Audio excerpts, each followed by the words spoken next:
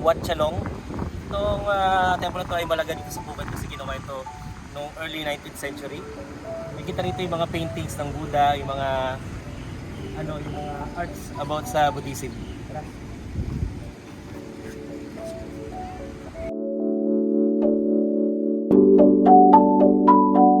Mga kabeheros, nandito tayo ngayon sa Wat Chalong o sa formal name, Wat Chaya Tararam.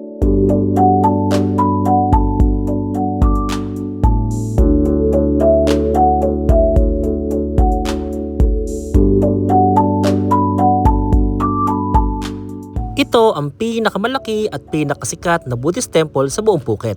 Out of 29 temples dito, siya ang number 1 na dinadayo talaga ng tourists pati locals.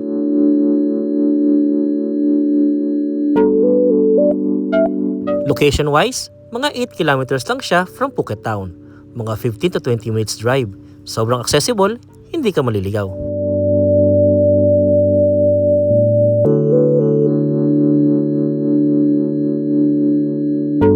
Sa first at second floor sa loob ng temple ay makikita ang iba't ibang mga larawan na nakapinta na nagpapakita na naging buhay ni Buddha.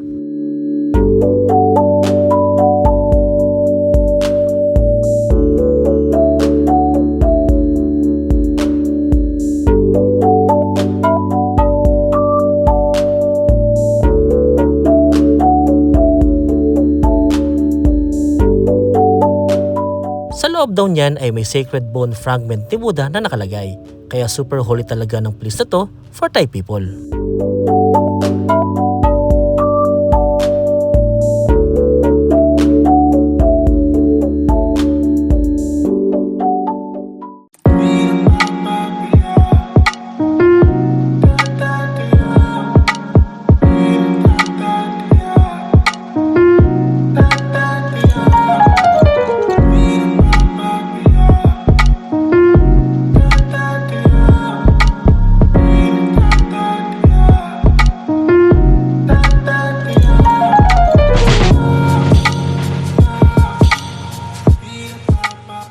Mga kabiheros, nandito tayo ngayon sa Promthep Cape or kung tawagin ng locals, Lum Promthep.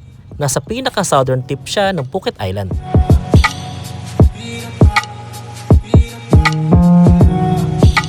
Ang salitang Promthep ay nagmula sa salitang Prom, which is Hindu god na symbol ng purity, tapos Thep, god sa Thai language. Kaya pag pinagsama mo, God's Cape ang tawag dito. Ang deep, no? Parang literal na paradise talaga. Look at this view. Rocky headland siya na nakausli papunta sa dagat, kaya 360 view ka dito. Dagat, sky, cliffs, lahat. Kaya hindi lang basta viewpoint to. Ang isa pang spot dito ay ang Promthep Lighthouse.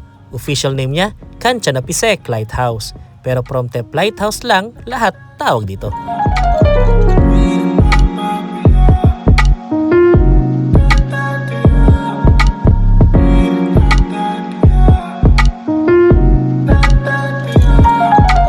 Meron din palang nautical museum sa loob ng lighthouse. So while naghihintay ka ng sunset, pwede ka mag-tour. Makikita mo dito ang mga old maps, compass, mga gamit ng mga sinaunang sailors.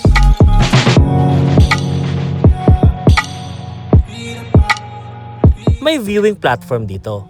And grabe din ang view. Ang daming green, palm trees, dagat, cliffs, tapos cycloramic view ng buong Southern Island. Pang postcard talaga.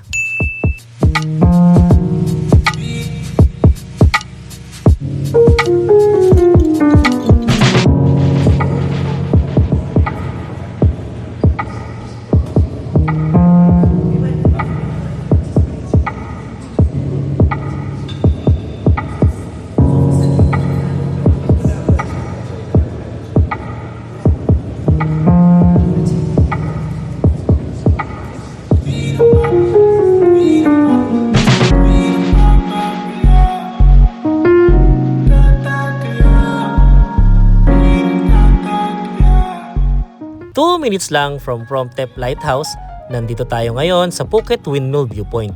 Minsan tawag din nila Wind Turbine Viewpoint, ang hill na puno ng malalaking windmills.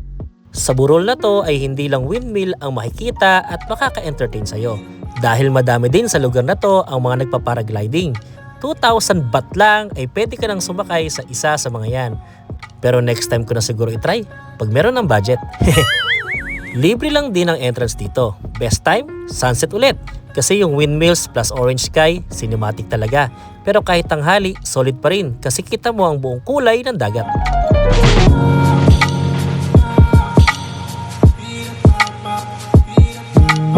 Nandito tayo ngayon sa Coron Beach, ang pangalawang pinakamahabang beach dito sa Phuket Island.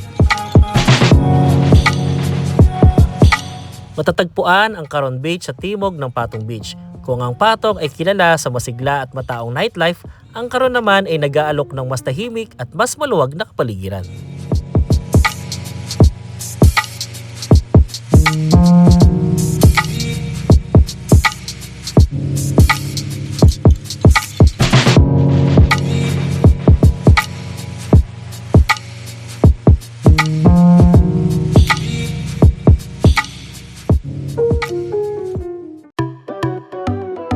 Welcome sa Patong Beach, ang pinakamatao at pinakamakulay na resort town sa buong Phuket.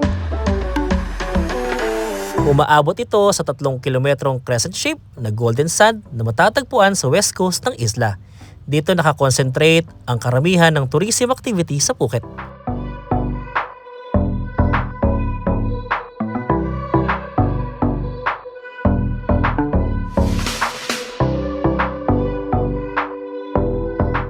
Kilala ang Patong Beach sa 3 bagay: buzzing nightlife, water sports at lively atmosphere. Sa gabi, nabubuhay ang sikat na Bangla Road, puno ng bars, clubs at street performances. Sa umaga naman, ito ang center ng jet ski, parasailing at banana boat activities.